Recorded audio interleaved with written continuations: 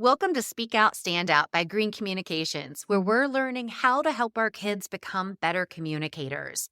We believe our voices are the strongest asset we have, and our mission is to empower the next generation to use their voices to make a difference in the world around them. Whether you are a parent, an educator, or are just invested in today's youth, we hope this podcast will help you build confidence in our future, one voice at a time.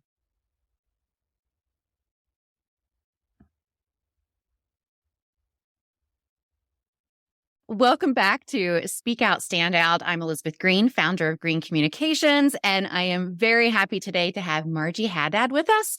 Marjie is an international public relations expert, a best-selling author, speaker, coach, mom, all the things. Marjie does all the things and is here today to tell us more about how that background in public relations can apply to us as parents and helping our kids become better communicators. Marjie, thank you so much for being here. We're glad to have you. I'm so happy to be here from one mom to another and all those moms out there. So Marjie, I know I just gave a very quick intro for all the things that you have done, but tell us just a little bit more about you and especially what you're focused on right now. Well, I've been in public relations for 30 years. Obviously, I started when I was 1. And I have a lot of rings around my trunk and doing my thing. And along the way, I had 3 children. And when I looked back, Elizabeth, I understood that I had used my professional skills to parent. Now, what do I mean by professional skills? Well, I was a journalist and I was the spokesperson for the Israeli government or media liaison or PR person, whatever you want to call it. And then I went into commercial PR. And along the way, there were communication and work skills that I used naturally. I didn't know I was doing it at the time, which is a message to all those moms out there. Instead of leaving the job at the job, whatever your job is, and public relations is actually a common denominator for a lot of professions, one way, shape, or form. But instead of leaving your skill sets and your superpowers at work, bring them all home and share them with your children as a means to guide them, to give them order or boundaries, and to help them along the way. I knew that it was working because I was watching my children navigate junctions. And as they were making choices and as they were exercising decision-making, they were doing it using public relations practices, and it blew my mind. When I looked back and understood that I had used my professional skills to parent, it was a natural thing because I brought my skills home. Everything from copywriting to presentation to performance to how I interact with my clients, how I give feedback, how I would leave them at the nursery school and deal with my own separation anxiety, how we would deal with the bullies, how we would deal with any kind of violence on the streets, but also fun things like how to get rid of your pacifier drama-free. Right. There's a PR trick in there about that too. And how to start teaching copywriting skills as early as first grade. There's a really fun trick to do that too. But for those of us who have never heard of this idea, what is the PR method of parenting? Well, ultimately, I think it boils down to communication and how we represent ourselves to our children and teaching them to communicate well, advocate for themselves, be clear in their messaging in terms of their words and their tone and their delivery, how to interact with other people internationally and be respectful no matter where somebody comes from, whatever their background is, whatever their community or religion. It's about standing up for yourself and presenting yourself well with a big smile on your face. It's about being resilient and knowing that there's no such thing as the first perfect draft. everybody can get feedback. We can always improve on things. So whether it is a document, whether you're trying to shoot a basketball and get it into the hoop, whether you want to do the perfect plie in arabesque, for those ballet lovers out there, etc., when you're practicing a new song, am I going to hit that right note? Nobody does it perfectly the first time. We can all get feedback. And these are the kind of communications practices that if we teach our kids to be able to accept feedback, to be able to enjoy the journey of improvement and practice and the whole wonderful adventure, and to understand that success means different things to different people. It can be not burning the toast as much as it is scoring that great grade on a test, or, as a team doing really well at an event, or with your performances. It's all good. It's really about the journey. And what my hope is, Elizabeth, is that if we teach our children well, they will pass it forward. They will pay it forward to their children, and so on and so on. And that this becomes generational. And if it becomes generational, then this movement that you and I are going to start together now will go on and on and on. And wouldn't that make the world a better place if people were calm, respectful, knew how to communicate nicely to each other as well as to themselves, and be able to bring the sunshine and only the sunshine, and surround themselves with people who only bring the sunshine? That's what this is about.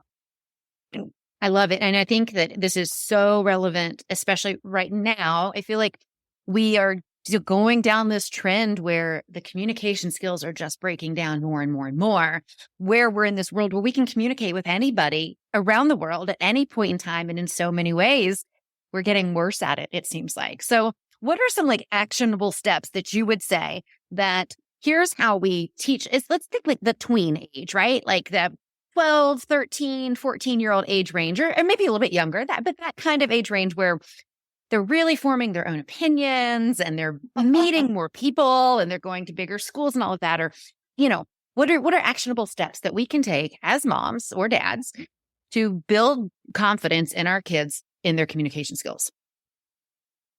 What's really great about this age, and actually you can find something at any age that will apply, but what I would advocate is taking a natural rite of passage. So in the Jewish faith, there's a thing called the bar and bat mitzvah.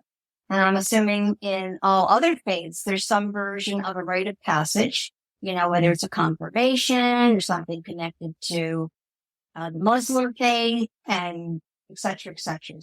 So whatever in your community, take that natural rite of passage, because I'm going to bet that there's some sort of presentation involved, whether it's a speech, right?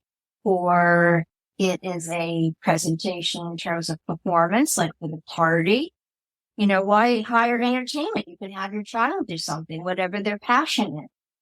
And in these ways, in terms of the speech, that's a writing exercise, editing, analysis, composition, presentation. And as you work with your child, always share with them the positive. And then ask them if they're willing to let you help them improve it. So to take something fabulous and make it even more fabulous. And then when they're presenting, make sure that you videotape them so that they can see their playback. And then you say, okay, this was really, really great. And maybe instead of doing this, maybe we do that instead. And then you continue to practice all of these different things. And through this evolutionary process, not only do they improve, they have a great time doing it. And with each little tiny bit of extra success, they're not only building resilience, but they're building self-esteem. So on the day of the party, the day of the presentation, the day of the ceremony, they're all dressed up. They're looking fabulous in whatever outfit they've chosen.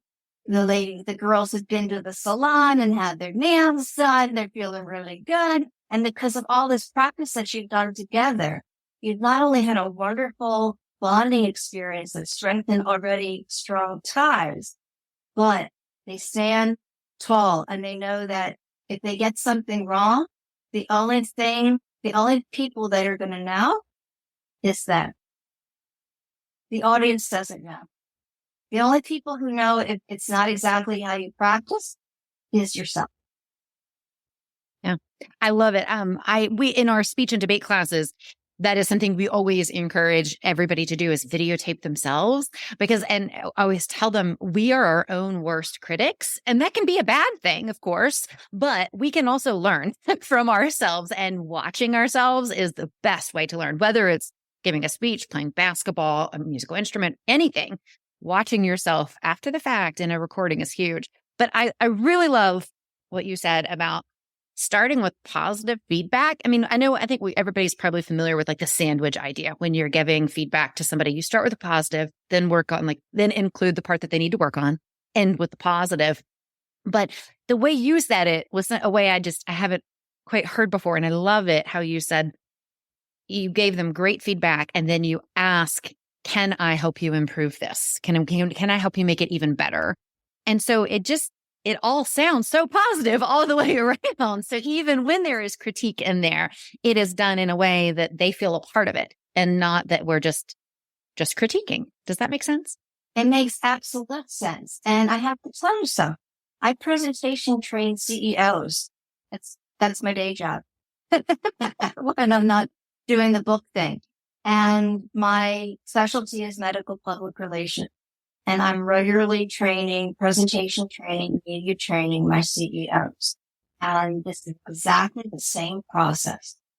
We always start with, first of all, before we even do anything, we prep. Now, what I mean by prep? I'm insistent that the CEO take a half an hour to an hour before any kind of presentation or media interview and listen to some music and jam out some that. That does amazing things for your energy, doesn't it? It does great things. First of all, it clears your mind. It puts you in a good mood. It gets your nervous energy out. And then when you get there, you already know your key messages because you've already been practicing. You already know your presentation key points and you could tell a great story because you've been practicing and you've watched your playback. But first you got to get it in the right mindset and be ready to go. So that's also something that we do with the kids. Before show time, in the car, on the way over to wherever you're going for your ceremony or for your presentation or for your performance, jam out the car. Have a great time. It's really fun and it gives you the confidence because you are relaxed and you're feeling good and you're on top of the world and you own it. This is what we do professionally and this is what we do with the kids. And this is literally what I did with all three of my kids. We had bar and bat mitzvahs and all of my kids gave wonderful speeches. They told stories. They included statistics and details. They had eye contact with their audience, the people who are guests. And then came time for performance because I didn't hire anybody. I thought, why should I? I've got talent right here in my house. So my son, he did a breakdancing routine with a professional breakdancing company. My daughter likes to sing. She gave a concert. Everyone was up dancing. She was singing, full concert. She wanted the X Factor. I said, okay, at a really, really small scale, you can do the X Factor, American Idol or whatever the show was at the time. And the little one who's now 18, she did a hip hop performance and she had 2 male backup dancers. So why male backup dancers? So that way we could have a lift. Straight up in the air, which was really spectacular. And they were the main event. I mean, what everybody said was at each one of these performances, Elizabeth, it wasn't about the perfection of the performance. It was how much fun the kids are having. Their self-confidence was skyrocketing. They were having the time of their life. Not because of perfection, but because they were just enjoying the moment and doing something that they loved and they had a supportive audience. And that kind of self-esteem stays with you for a lifetime. Oh, absolutely. I can visualize all of that and love it. I think that is such a fantastic idea and way to show your kids your confidence in them, that you know that I believe that you can get up here and do this in front of a crowd. I believe in you. So you should believe in yourself, and just, pushing them to do that in a sense. Because, well, what about it? Not all of us have instances or ceremonies or things like that in our lives that it's a perfect opportunity for our kids, but it doesn't have to be, right? Like, what about the idea of, I was thinking in my own life of how I could get my kids to do something like this. And was thinking, my son, he's about to turn 14, and he just got a cell phone this past year, very, very limited, very locked down. But the whole idea of when they are getting to that point where they either really want a pet or think that they're ready for a phone or something like that, that they could do create a presentation and present their ideas to us as a family, right? I mean, are there other ways that we could incorporate what you did with your kids, but on a smaller scale from home? Oh, absolutely. Whenever there's a family gathering, no matter how big or how small, make it into a tradition. The point is to take a tradition, and if you don't have a tradition, make one. I mean, whenever Sunday lunch, Thursday night dinner, pizza night, whatever pizza night is, that means that one of the kids is going to get up and do whatever they're going to do. And it's whatever their passion is. Like, my kids like to sing and dance. Great. But maybe your kids are into cooking, baking, instruments, some version of a sport. Maybe they're into judo or taekwondo. Whatever their passion is, help them to pursue it. Help them to explore it. It's not about being an Olympiad. But maybe they are good. Maybe they could be an Olympiad. You don't know until they try, and then take it as far as they can. And it's not a matter of pushing. It's a matter of encouraging. If they have an affinity, or they show a talent or something, or they show an inclination, you have to watch for those clues. Like, if they come in and they sit down, or you see them outside in the garden, or you see them in the living room, and they're kind of coming around you, but doing something else, that might be an indication that they want to chit chat. They got something on their mind, and maybe they want to ask or share. The clues are not pronounced. They're really, really subtle. And they usually come, what I found, is in some part of the afternoon, when it's like the worst time in the world for you because you're in the middle of work, but that's when they're ready. Yes, every time. Or really, really late at night when you're Kentucky Fried Chicken and you can't move and you need toothpicks to keep your eyes open, but they're ready to talk. They want to still. And all those times in between, they don't want to talk to you. Just get away from me. You're not interested. So you've got like a couple of different windows of opportunity. And this is where it comes into, and you know this from your business, but now you're talking about target market. What are the habits of your target markets? How do you talk to your target market so they'll hear you and that you can achieve the goal that you want to achieve? So when you're thinking about, how do I get my child to do or pursue his passion? Those are your windows of opportunity to just sit there and kind of start a chit chat, maybe tell them a little bit about your day and say, and how was yours? Because you started it there, you're priming them to want to have their turn. Yeah.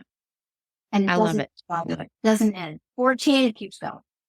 But just as you said that, I could picture my kids do the same thing. Especially my older son, I'll be outside and he'll just kind of come, just walk around. And I had never really understood or realized that he was doing that because, like you said, yeah, obviously he wants to talk and is not quite sure how to start that. So they need us to step up and do it even when we're tired. Like you said, if it's the end of the day and we're really tired and all we want to do is go to sleep, we need to keep those lines of communication open.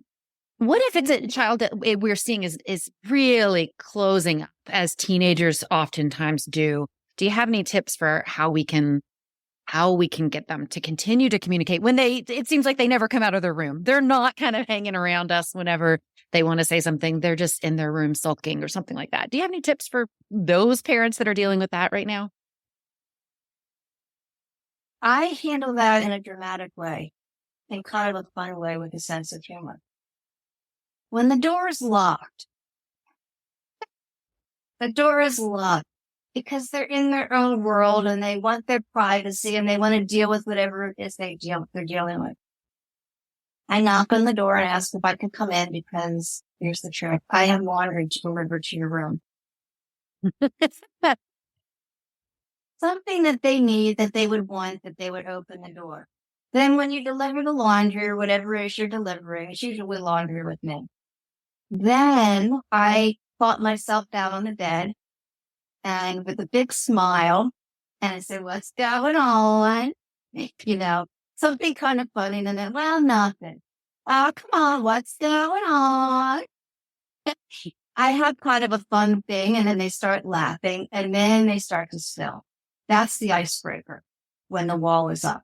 You have to find your entry point, then walk through the door or slide through the window, whichever they'll open for you. And then kind of impose yourself in a kind of fun way that makes them laugh. I always seem to be able to get my kids to laugh if I need to. And then the ice is broken and hopefully they'll start to share with you little by little by little and give them the floor and kind of just be silent because sometimes if you're silent, they're just thinking about what they want to say and just give them an opportunity to have it. That makes perfect sense. I'm a talker. I'm a communicator. No surprise, right? That's my background, right? But I notice that's something that I over communicate sometimes with my kids instead of just saying what I need to say, stopping, and then letting them have time to process it and respond. So that's something, that I think other parents struggle with too, is just, we're the ones in charge. We're going to be the one to talk. But they need to have time to absorb what we're saying for one, and they need to have they need to be able to communicate back with us. So.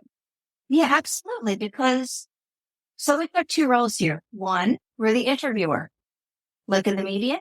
We're the interviewer. So we have to give the interviewee an opportunity to respond to the question. And they might need more than 30 seconds or 60 seconds or 120 seconds. Give them an opportunity to process and then deliver. The other concept is we're also the executive producers of our children's lives, which means that we shouldn't be telling them what to do. We should be guiding them.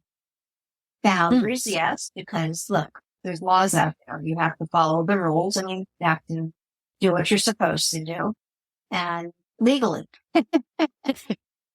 But aside from that, it's up to them to find their path. And we're just there to make sure that they, in the words of an old professor, fly straight. I love it. I think that's fantastic feedback and very helpful to me personally, hopefully to other parents out there as well.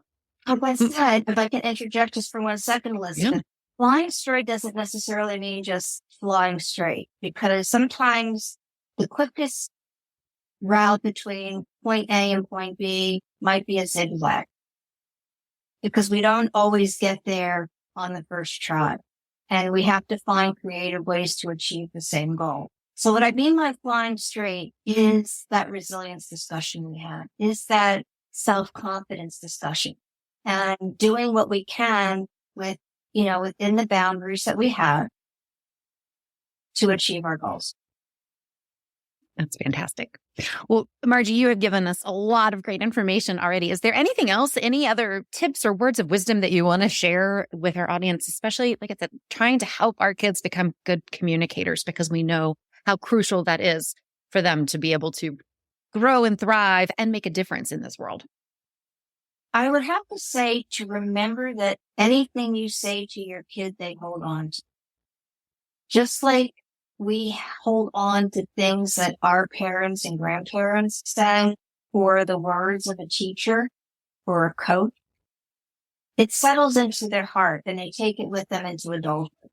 So be careful with what you say, because you wield, and so do all the adults, wield an enormous amount of power that stays with the child for a lifetime and can really influence their self-esteem, self-love, and self-respect.